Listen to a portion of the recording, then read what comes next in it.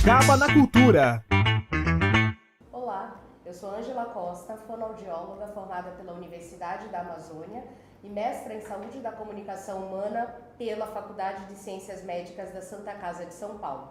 Hoje eu estou com a psicóloga Thais Helena Banvard de Araújo, que é graduada em Psicologia pela Universidade Federal de São Carlos e mestra em Psicologia pela Universidade Federal de São Carlos. Thais, obrigada por receber e atender prontamente o convite para a gente conversar um pouco hoje sobre as emoções.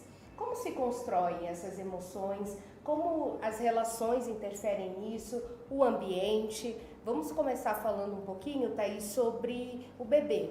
Quando a gente nasce, já tem emoção por ali rolando, um pouquinho antes? Conta um pouco pra gente sobre a construção desse repertório das emoções, uma vez que isso é tão importante e tem chamado tanta atenção, né? Essas questões emocionais, essas questões sobre as relações, tem influenciado bastante e tem aparecido bastante no dia a dia das pessoas na fala. Hoje eu acho que está mais comum falar sobre emoções, um pouco mais do que era anteriormente.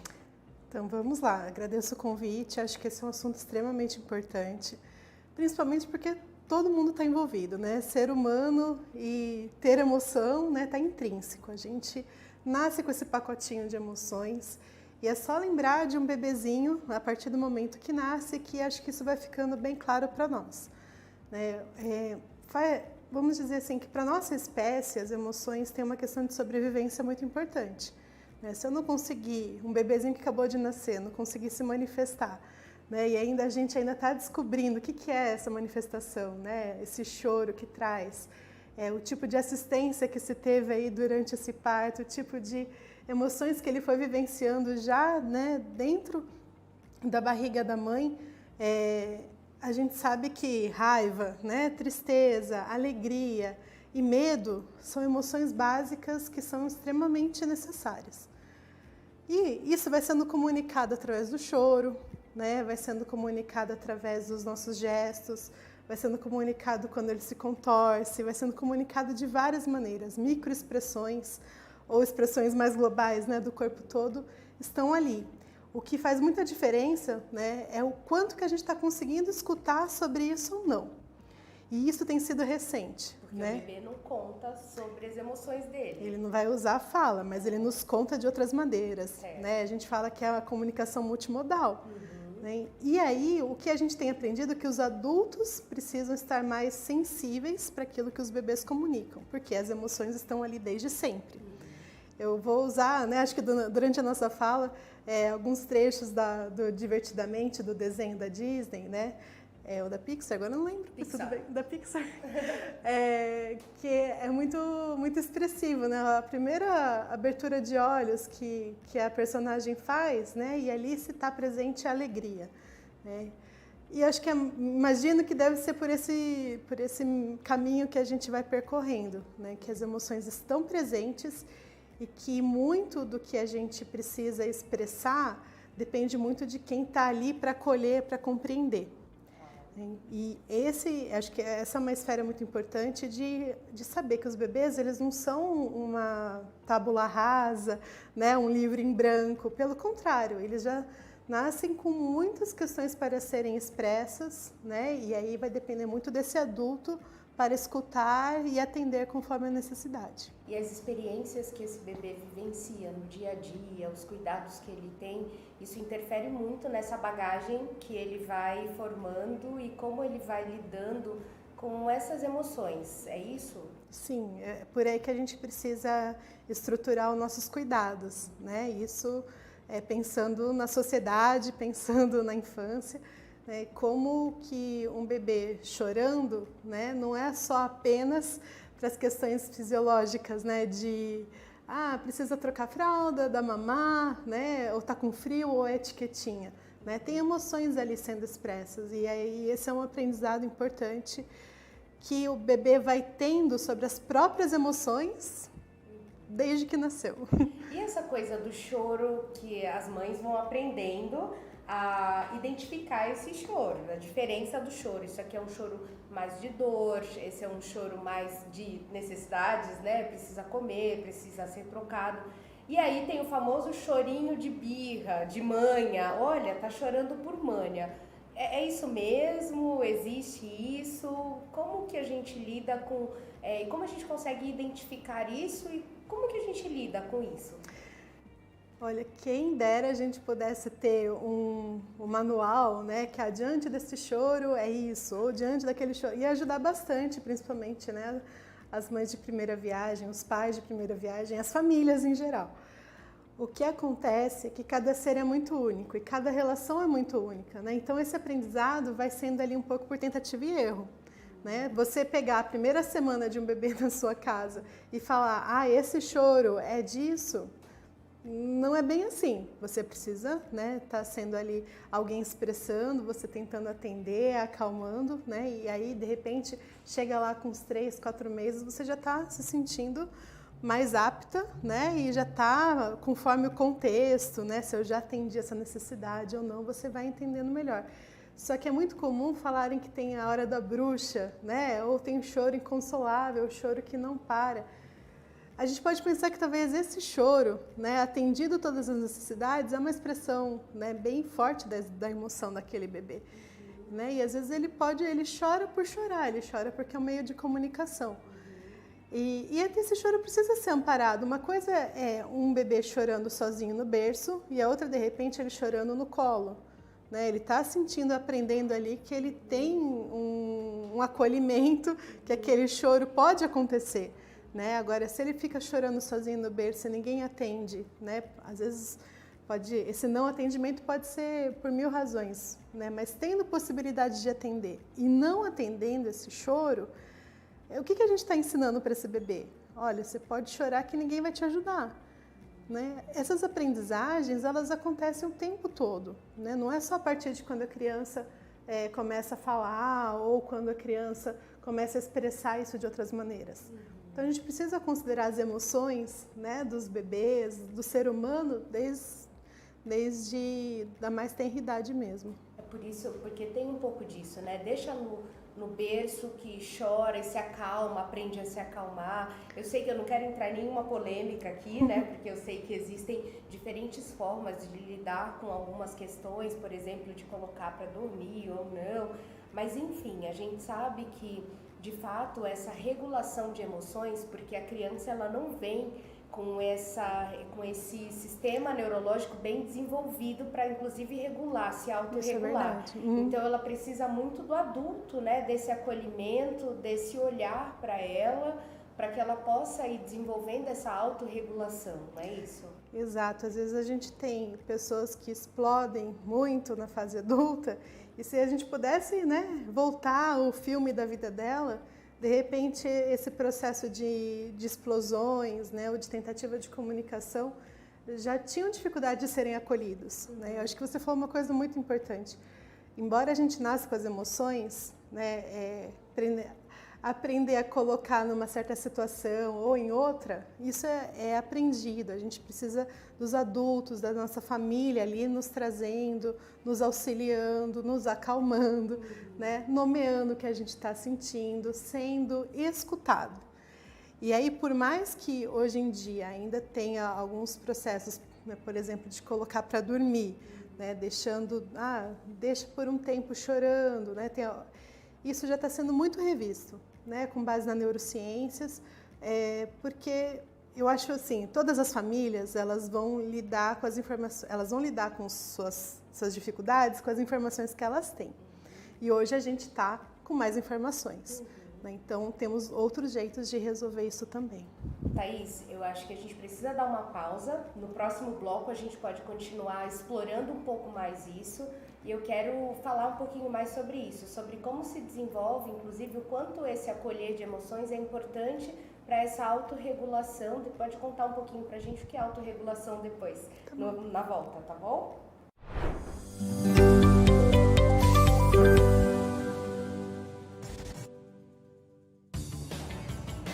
Aqui a gente começa cedo, porque Sorocaba tem pressa. Sorocaba está virando um verdadeiro canteiro de obras. A prefeitura conseguiu os recursos necessários e agora vai fazer obras que são aguardadas há décadas pelos sorocabanos. São obras de mobilidade que vão impactar positivamente na qualidade de vida de todos nós e, finalmente, colocar a cidade em um patamar à altura das melhores cidades do Brasil.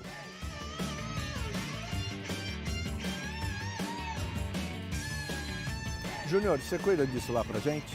Tá bom. Tá bom? Obrigado, viu? Nada. Tudo isso vai criar algum transtorno temporário e por isso a gente pede desculpas de verdade. Mas ó, eu tenho certeza de que vocês vão gostar. Afinal, a nossa cidade merece ser a melhor.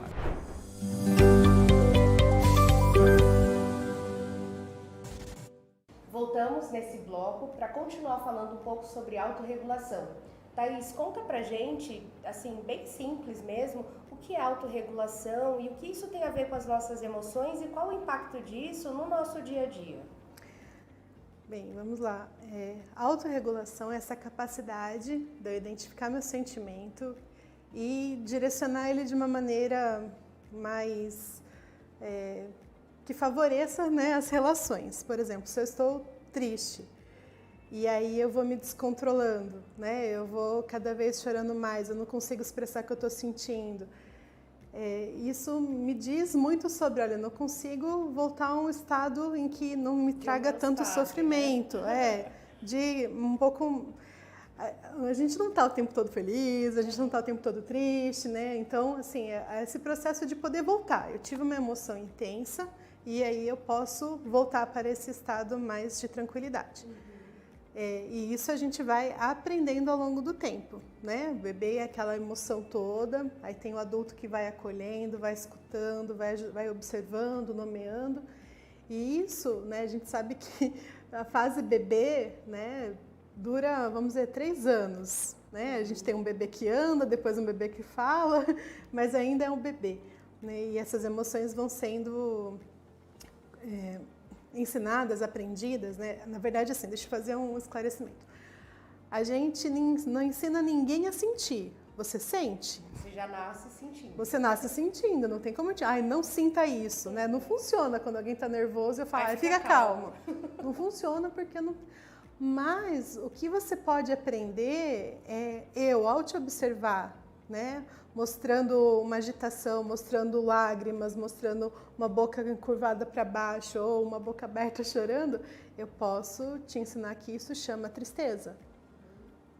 Isso você pode aprender de mim, eu te ajudo. Agora, o que você está sentindo, né, eu não posso falar não sinta ou sinta. E Thaís, uma coisa que eu quero te perguntar, você falou que a criança aprende, a gente sabe que a gente aprende muito por observação. Então, a criança observar um adulto, expressar emoções, chorar, alegria, né? Isso também vai interferir nesse processo de entender as suas próprias emoções e poder expressá-las? Sim, as pesquisas atuais mostram exatamente isso. Vamos dizer que para eu aprender sobre o que eu estou sentindo, né, alguém tem que observar o que eu estou demonstrando e me ajudar a nomear. Então, se eu vejo você pulando, sorrindo, você está feliz? É mais ou menos assim que vai acontecendo na nossa vida. A observação no outro sentido também ela é importante. E aí a gente entra principalmente na esfera dos sentimentos mais desagradáveis, né? Como raiva, tristeza. Isso é muito comum quando as famílias vivenciam um processo de luto, né? E que daí fala, eu não posso chorar na frente da criança, eu não posso demonstrar, né, que eu estou triste também. Pelo contrário, né, exatamente para ajudar nesse processo de autorregulação, de eu compreender meus sentimentos, de o que fazer com ele, eu preciso ver outras pessoas vendo o que fazem com os sentimentos delas. Porque eu acho que quando a gente não entende o que a gente está sentindo, é difícil também a gente voltar para aquele estado de Sim. regulação, de tranquilidade. É isso mesmo? É, por aí. Então, assim, o fato de você estar em luto, né? A família está em luto e você está chorando, né? E aí a criança olha com aquela carinha do tipo, o que está acontecendo aqui? É super importante falar assim, né? Filho, criança, eu estou triste, né? Estou triste porque isso aconteceu, né? Isso está doendo. E às vezes a gente pode até discriminar, nossa, às vezes dá até uma dor no peito, né? Porque de saudade. E isso a gente vai primeiro favorecendo, né, que a criança possa entender sobre os sentimentos, sobre o que ela também está sentindo. e que sentir é natural, que não é algo que você pode segurar, barrar.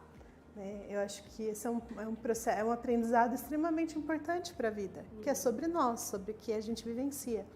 Não tem sentimento nenhum que vai durar para sempre, né? As situações vão passar.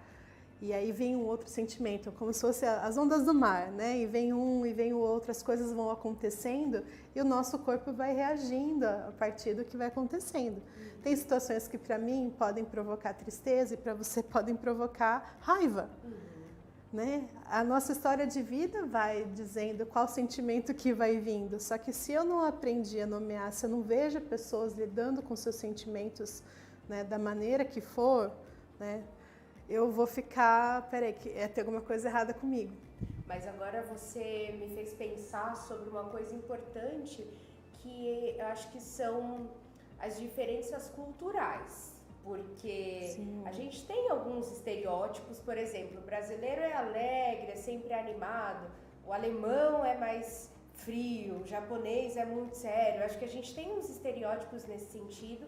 E quando a gente observa algumas culturas, a gente observa mesmo isso, que a expressão das emoções difere mesmo, né? Quando a gente pensa nos países da África, por exemplo, a gente enxerga até uma coisa muito parecida com o brasileiro, essa coisa mais efervescente, né? A da alegria.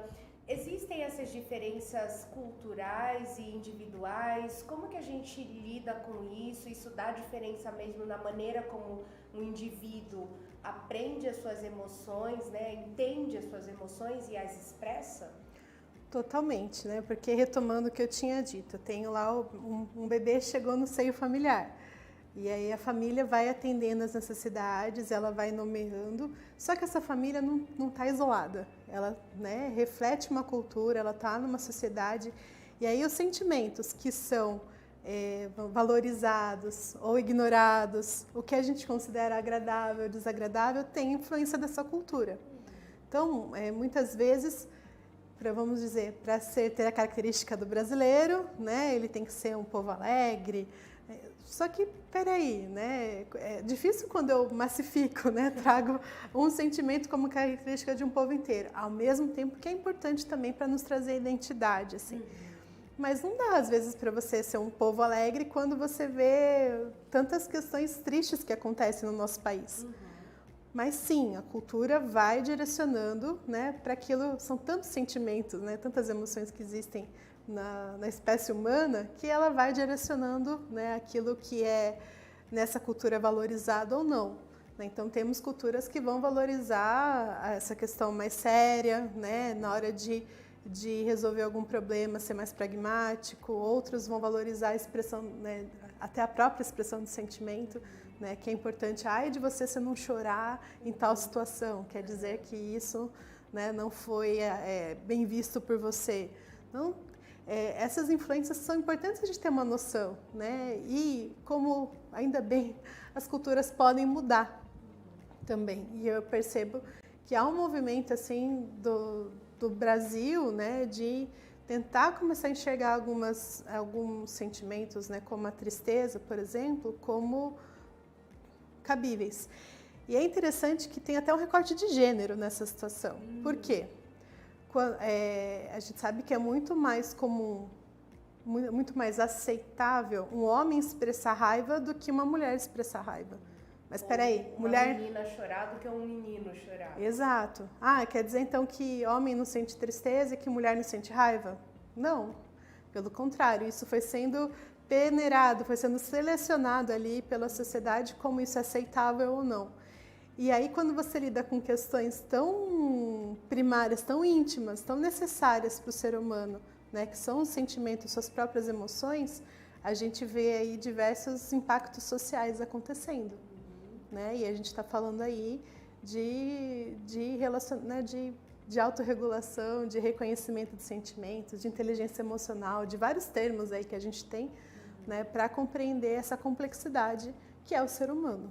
E Thaís, na verdade, eu quero só retomar um pouco a tua fala da importância de cada uma das emoções. Né? A gente lida, eu acho que você usou um termo interessante, que são emoções agradáveis e emoções desagradáveis.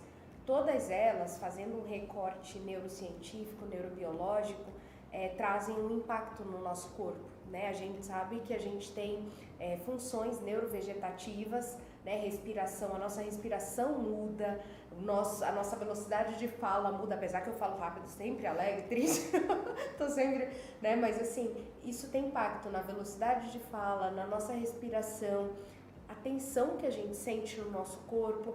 Então, cada emoção, cada sentimento tem uma função, tem um motivo, um papel de ser. Por que que você acha, então, será essa questão mesmo cultural de ignorar algumas emoções como desagradáveis? E hoje eu acho que a gente enxerga até muito a positividade tóxica. E eu acho que é tóxica mesmo, porque às vezes você está triste e você é obrigado a mostrar algo diferente ou fica buscando uma maneira de ignorar esse sentimento. Então, fala um pouquinho, né? Eu acho que é um pouco disso, das emoções, do papel de cada emoção, de que elas são importantes, a gente precisa lidar com elas e para isso a gente precisa sentir, dar um tempo, né, para sentir. A gente sente não apenas na nossa mente, né? Vamos dizer assim, estou triste, então é o meu cérebro que está triste. Não, a gente é integrado. Então a tristeza ela vai ter efeitos no nosso corpo, a alegria tem efeitos no corpo como um todo. E isso, né, faz com que a gente, às vezes, como está muito, às vezes foca muito na questão do cognitivo, ignora o corpo, às vezes não consegue discriminar que aquela sensação física total que eu estou tendo está relacionada àquele sentimento. E aí é um aprendizado também, né, da gente poder integrar essa sensação, essa dor no estômago aqui pode ser tristeza. A gente pode explorar um pouquinho mais isso no próximo bloco. Tá. E eu gostaria de falar também um pouco, a gente falou muito do recorte do bebê, da primeiríssima infância de 0 a 3 anos. Aí a gente tem a entrada na escola, né, a criança, as emoções são muitas emoções para pais e filhos, né, e como que a gente pode lidar com essas sensações, como que continua esse aprendizado do nosso sentimento, né, esse entendimento dos nossos sentimentos. A gente vai falar sobre isso no próximo bloco, tá bom?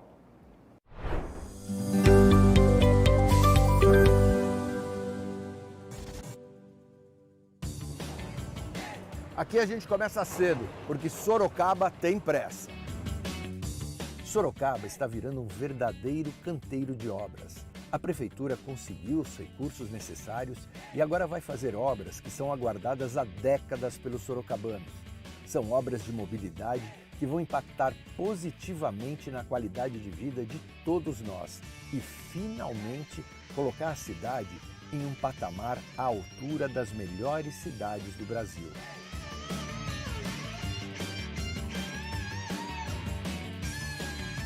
Júnior, você cuida disso lá pra gente? Tá bom. Tá bom? Obrigado, viu? Nada. Tudo isso vai criar algum transtorno temporário e por isso a gente pede desculpas de verdade. Mas eu tenho certeza de que vocês vão gostar. Afinal, a nossa cidade merece ser a melhor.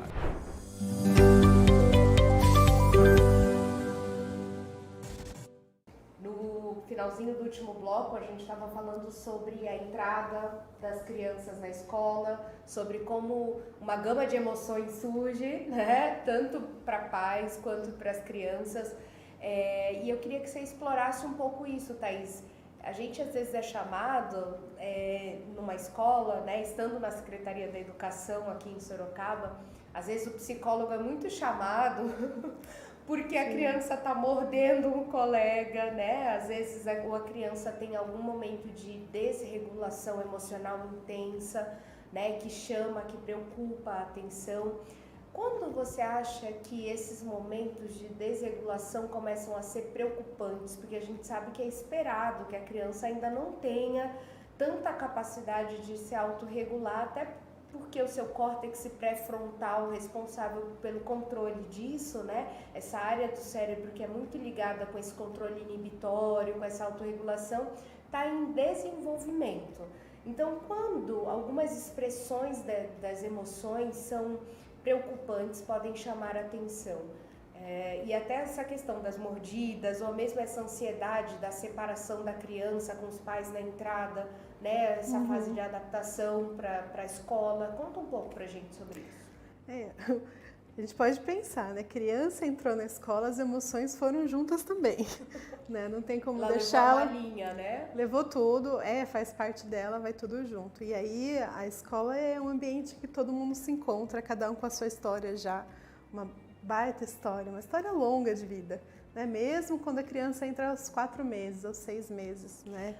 Ela tem intensidade. Eu gosto muito disso, lembrando disso, nós temos uma amiga que é psicóloga, trabalhou, né, muito tempo com a gente, e ela falava sobre isso. O bebê, ele chega com a malinha dele, ele não é uma página em branco, como tu mencionaste lá atrás, né, no comecinho. Não é uma página em branco, ele traz a malinha, a história dele, e o que acontece às vezes é a gente querer guardar essa malinha e ignorar essa vivência, né, da criança.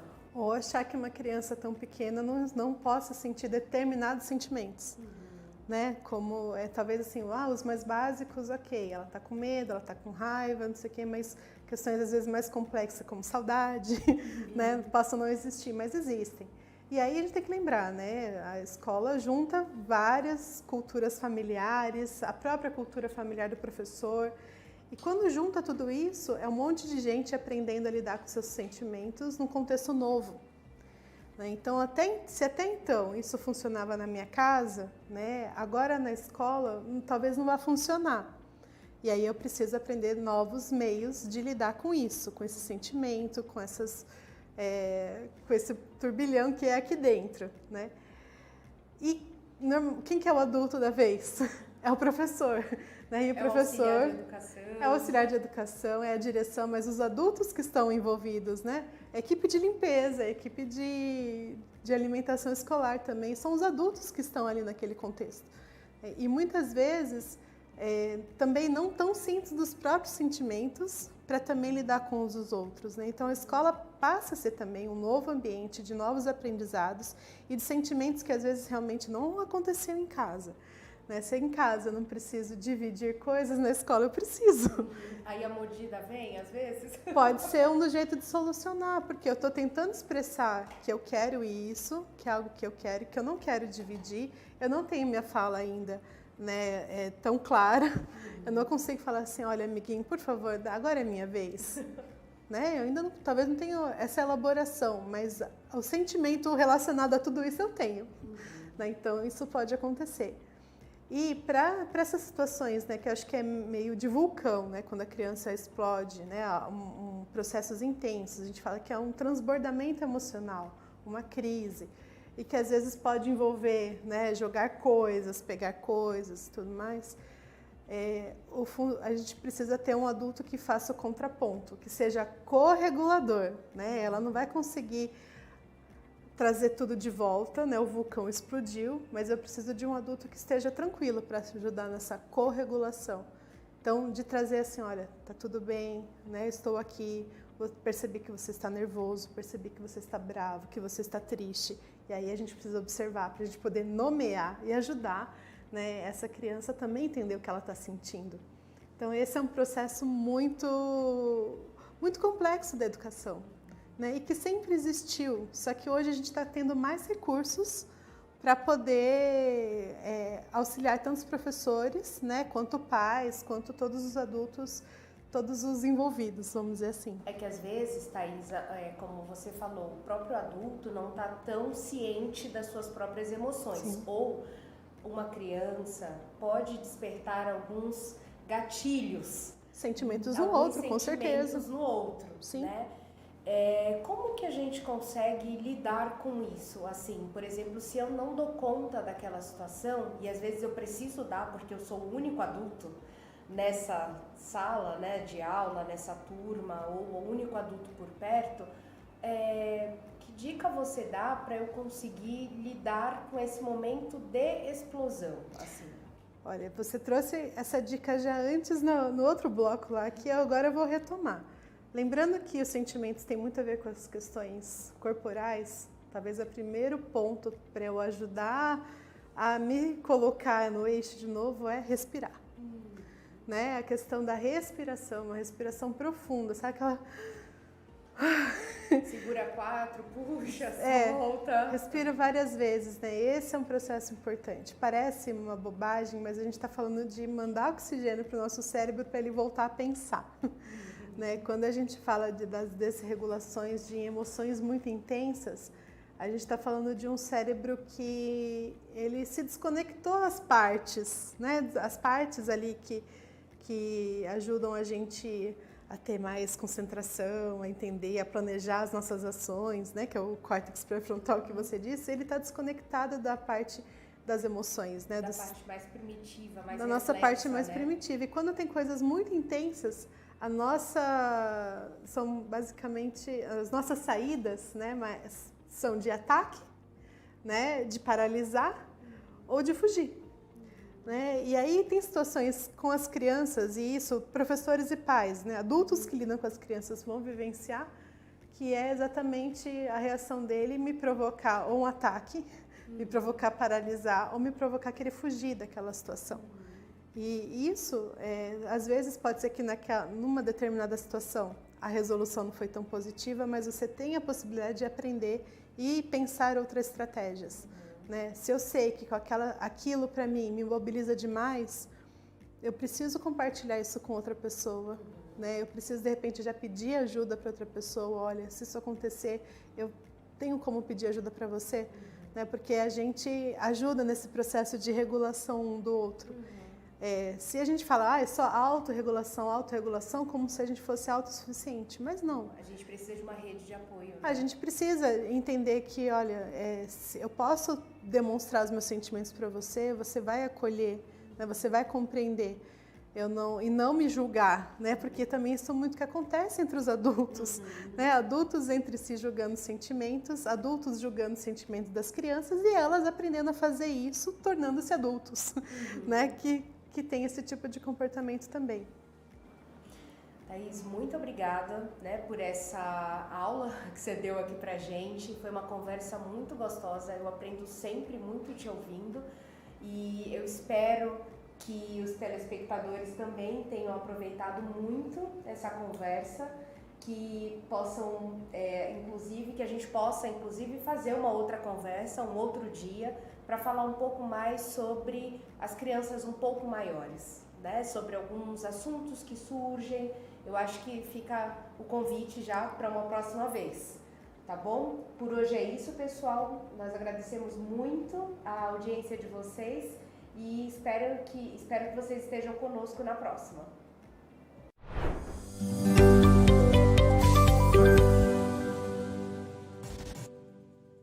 Agora ficou fácil regularizar suas dívidas com a Prefeitura de Sorocaba. Chegou o Super Refis.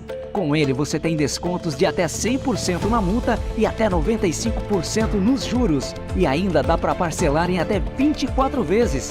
Mas corra, porque esse programa é por tempo limitado. Não perca a chance de regularizar suas dívidas e ficar de bem com o seu nome e com sua cidade. Super Refis, uma realização Prefeitura Municipal de Sorocaba. A cidade de Sorocaba está vivendo uma verdadeira revolução na área da educação. As escolas da rede municipal foram reformadas no padrão do projeto Escola Linda de Verdade. Receberam inéditos recursos tecnológicos com a instalação de lousas digitais, aquisição de tablets e Chromebooks.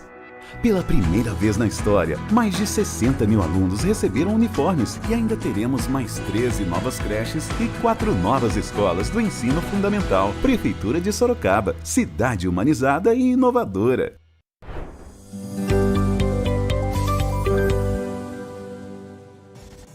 Cada pessoa tem uma identidade única e deixa sua marca no mundo. Durante a infância e a adolescência, esses processos de afirmação pessoal são ainda mais intensos.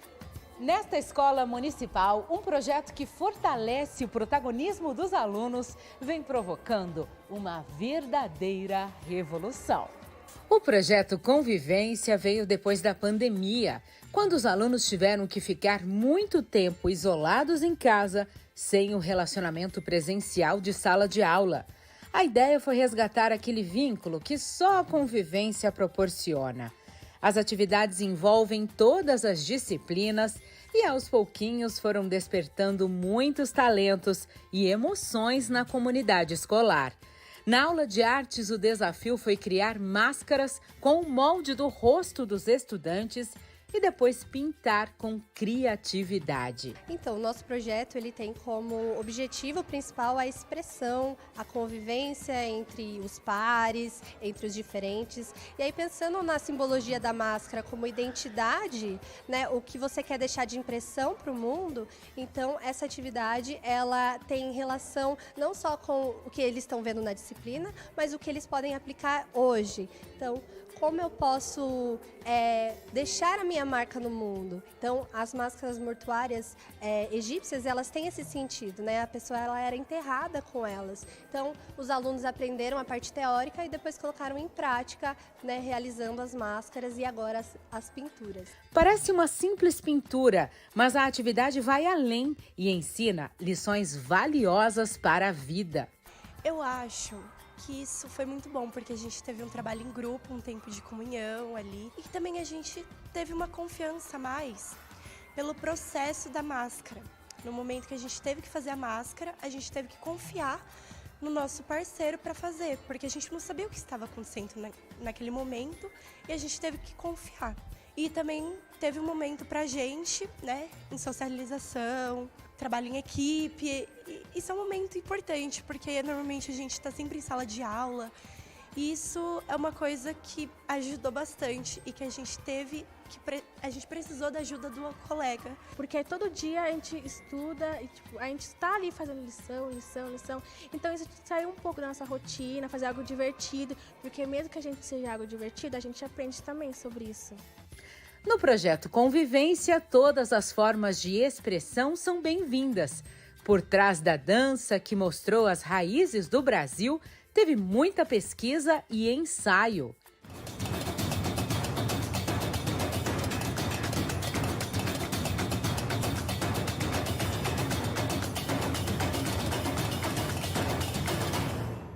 A Maria Clara é uma das lideranças da turma. Aos 12 anos, coordena os grupos, monta coreografias, roteiros de peças de teatro, mas apesar do protagonismo, ela sabe que ninguém faz nada sozinho. O trabalho é em equipe. Além de estimular a criatividade, também ajuda as crianças a se comunicarem melhor. E também não é só sobre mim. Muitos alunos ajudaram também, sabe? É uma coisa muito coletiva. Todo mundo ajuda. Uma energia nova envolveu toda a escola e até o boletim escolar dos alunos melhorou. Eles estão agitados para querer fazer cada vez mais parte dos projetos. Tanto prova que, se você participasse do nosso conselho, você veria que os alunos estão cada vez com notas maiores. Isso está causando uma revolução na educação. A ideia é essa, né? Que o aluno não fique só na sala de aula. Na verdade, ele participe de todas as atividades da escola.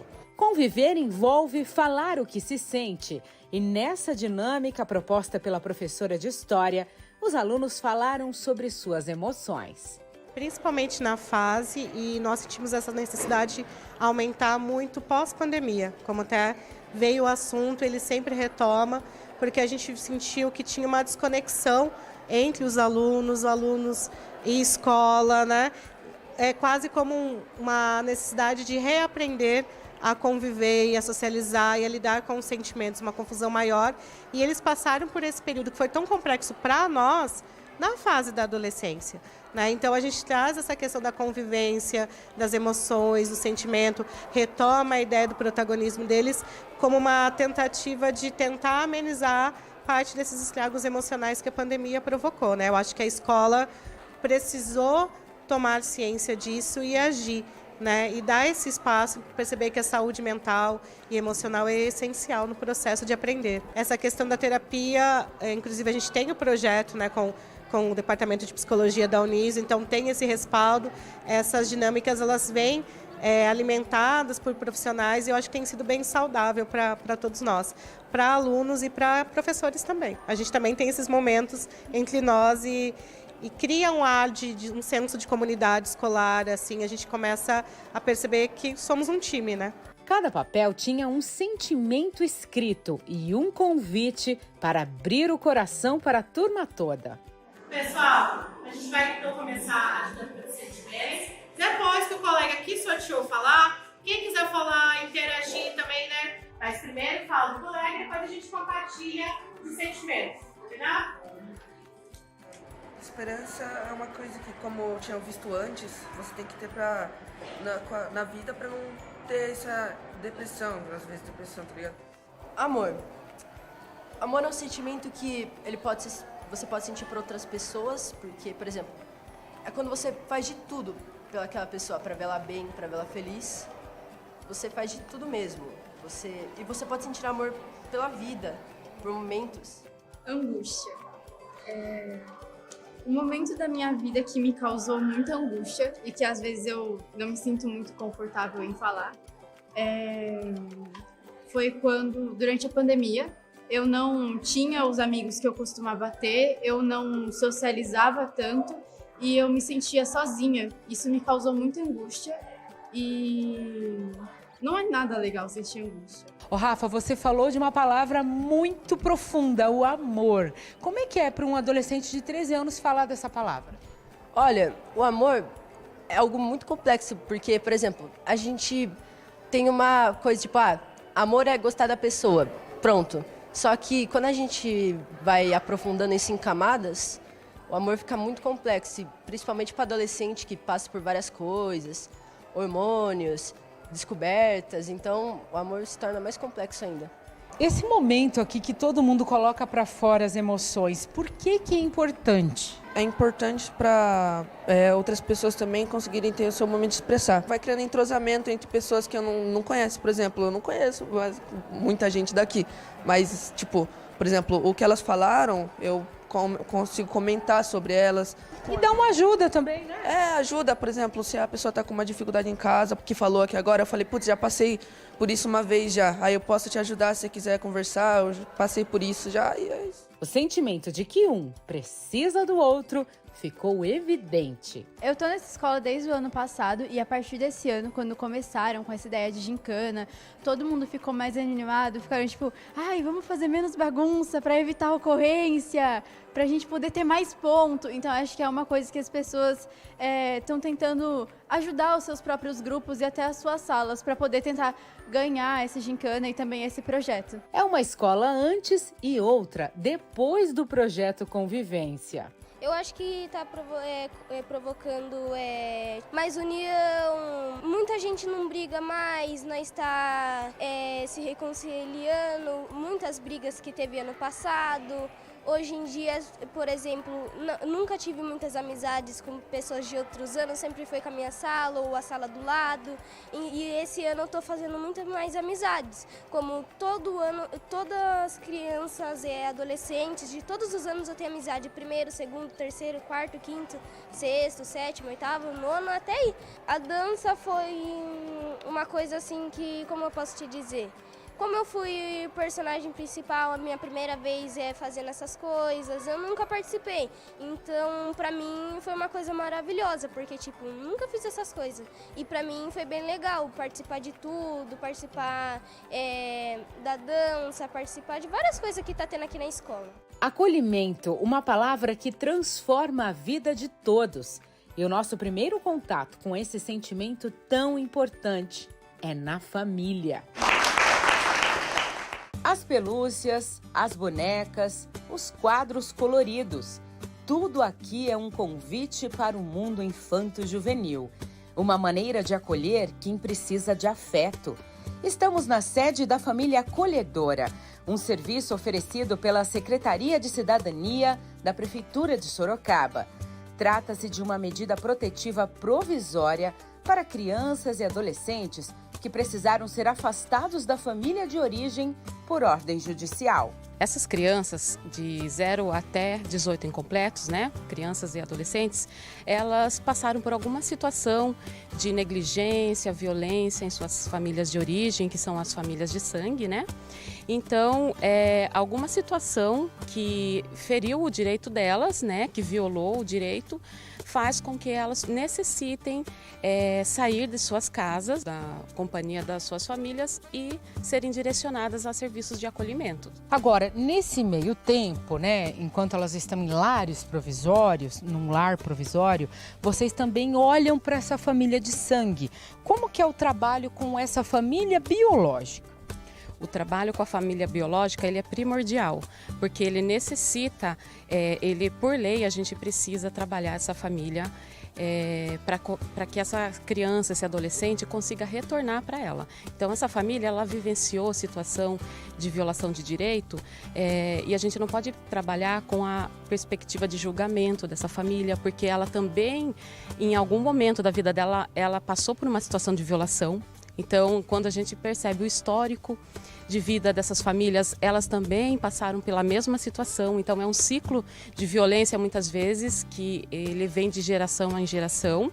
E o papel das equipes da família acolhedora é trabalhar para tentar romper esse ciclo e começar uma nova história.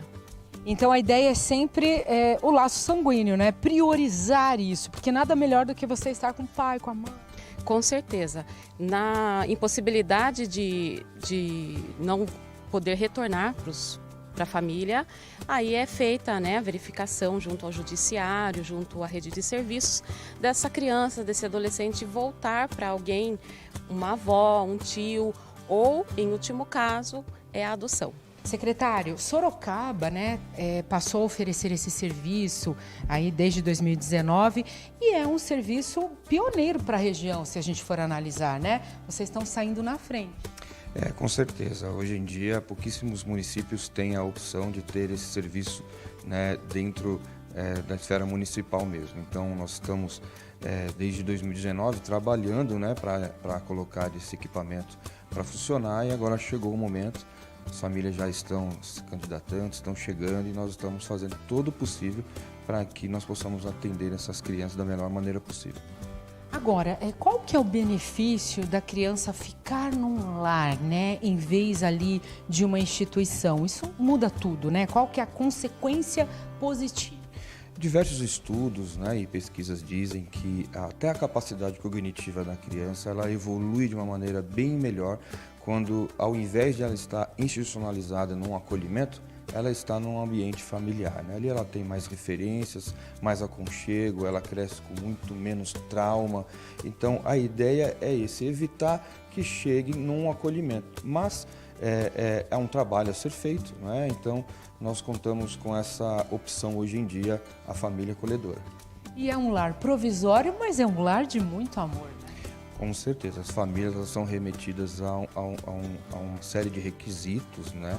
Precisa de serem avaliadas, capacitadas e tudo mais, para que elas possam prestar o serviço e esse serviço realmente seja efetivo, né? Para nos ajudar. Nós não podemos, de maneira alguma, deixar com que uma criança fique em nenhum lar desajustado. Então, nós precisamos conhecer a sua família, os técnicos conhecem a sua família, entendem todo o contexto e aí ela é enviada para cuidar dessa criança. Para oferecer temporariamente um lar para uma criança ou adolescente, a família acolhedora precisa seguir alguns critérios.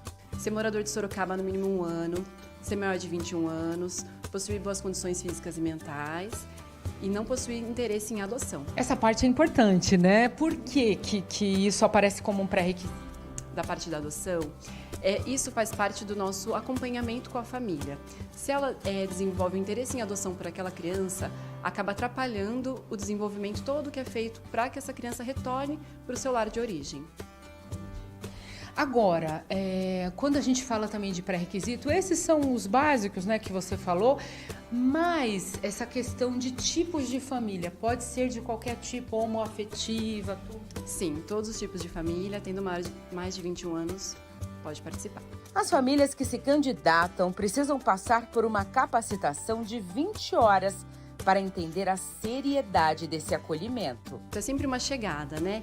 Então a gente faz todo esse acompanhamento da parte de como que vai se lidar com a parte de saúde, de educação, a chegada, a partida. E depois desse processo, quando ela já está com a criança, ela também continua nesse processo de formação, que são os grupos com os pais. E nesse processo tem muita troca, né? Porque um pai conversa com o outro, troca experiência. Sim, esses grupos são muito ricos, né? Então, a partir do momento que eles estão com as crianças, eles começam a ter demandas em comum, né? Então, assim, eles compartilham experiências, eles se auxiliam, também traz pra gente grandes aprendizagens, né? E essa família acolhedora, a importância dela é que ela é um lar provisório, mas é um lar como qualquer outro. Vai ter amor, vai ter atenção, é isso que vocês querem? Sim, o objetivo é esse, é passar para essa criança, adolescente, a possibilidade de ter um lugar de afeto, de desenvolvimento integral para ela, de cuidado, de proteção. Existe uma ajuda financeira, sim, para ajudar nos custos que essa criança adolescente traz consigo, né? Então, para ajudar em algum curso, ajudar na própria alimentação, demandas com higiene. Como que funciona se a pessoa quiser se candidatar? Qual que é o caminho? Ah, legal. Ela pode se inscrever pelo site ou pelo QR Code, a gente entra em contato com ela e começa o processo. E me conta uma coisa, existem muitos interessados e depois na seleção essas pessoas às vezes não querem continuar. Qual que é o desafio de você? Sim, existem bastante interessados, né? Mas quando a gente fala um pouco mais sobre o serviço, como às vezes a pessoa tem medo, né? Medo de como vai ser essa despedida. Mas tudo isso é acompanhado pelo serviço. A gente sempre ressalta o quão importante é para a vida dessa criança, né? É uma página, né? Alguns capítulos da vida dela, mas que vai ser fundamental para o desenvolvimento dela. Então, por mais que ela chegue e depois ela vá embora, é fundamental e muito importante na vida dela. E só para finalizar, né? É bom para a criança, mas para a família também, eu acho que é algo que vai ficar marcado para o resto da vida, né? Sim, com certeza. A família também recebe todo o carinho, né? A aprendizagem que aquela criança também traz com si, é uma troca. A família acolhedora pode ficar com um novo integrante por até 18 meses ou pelo tempo que a justiça permitir. Todos os cuidados são tomados para proteger os menores nesse lar temporário.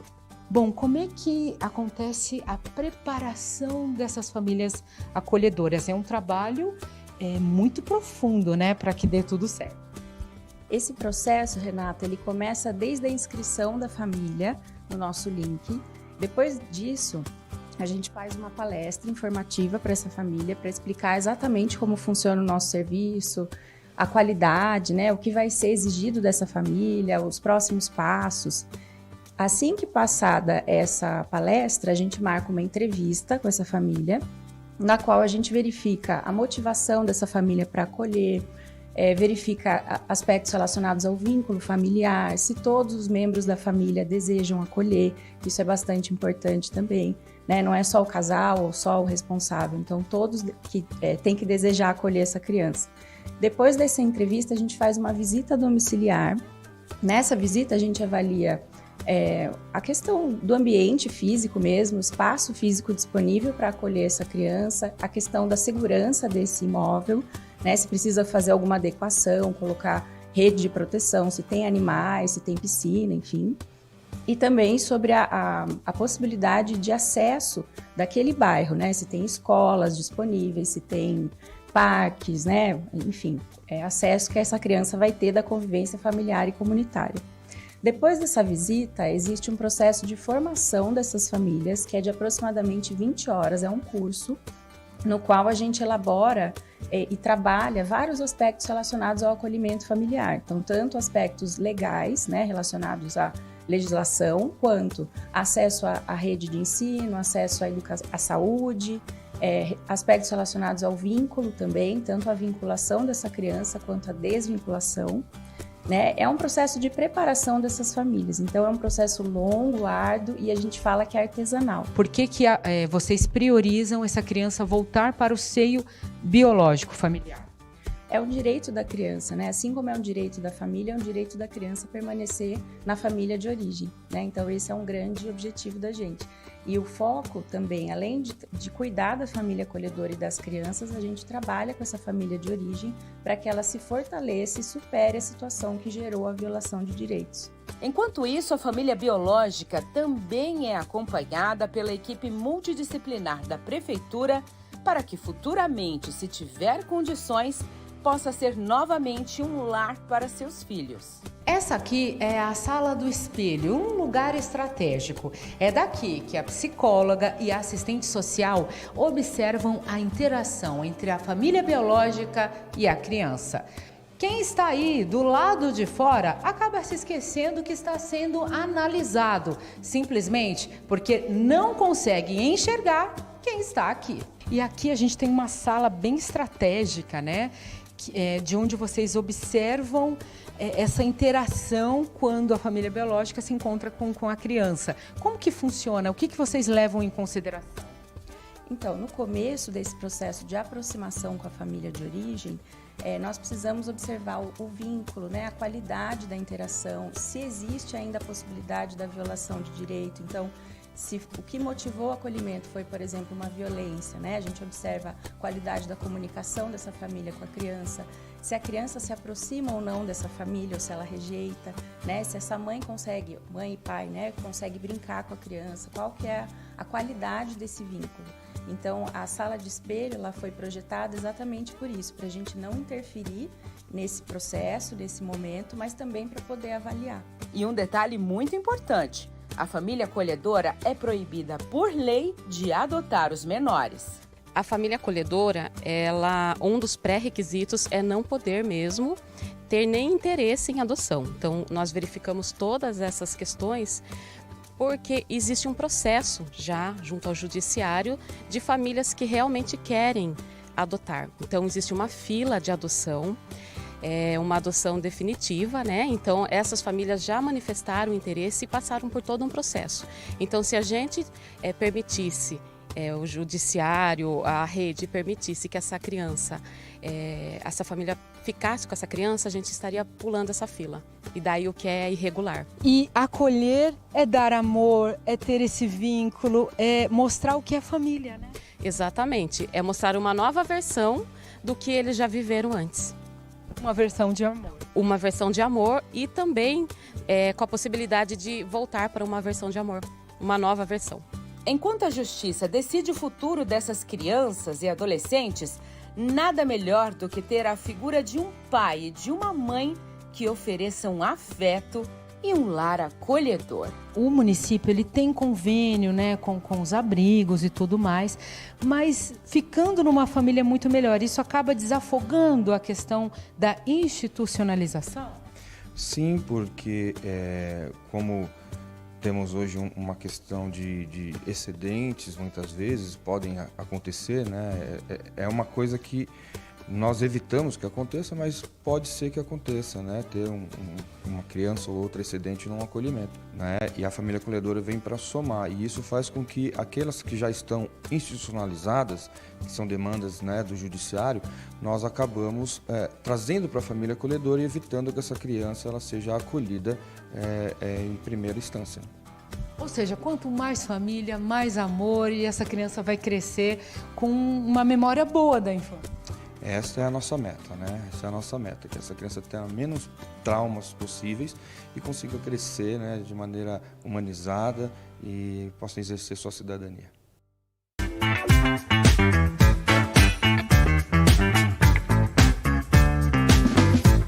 Sorocaba na Cultura. A cidade de Sorocaba está vivendo uma verdadeira revolução na área da educação. As escolas da rede municipal foram reformadas no padrão do projeto Escola Linda de Verdade. Receberam inéditos recursos tecnológicos com a instalação de lousas digitais, aquisição de tablets e Chromebooks. Pela primeira vez na história, mais de 60 mil alunos receberam uniformes e ainda teremos mais 13 novas creches e 4 novas escolas do ensino fundamental. Prefeitura de Sorocaba, cidade humanizada e inovadora. Aqui a gente começa cedo, porque Sorocaba tem pressa. Sorocaba está virando um verdadeiro canteiro de obras. A Prefeitura conseguiu os recursos necessários e agora vai fazer obras que são aguardadas há décadas pelos sorocabanos. São obras de mobilidade que vão impactar positivamente na qualidade de vida de todos nós e, finalmente, colocar a cidade em um patamar à altura das melhores cidades do Brasil.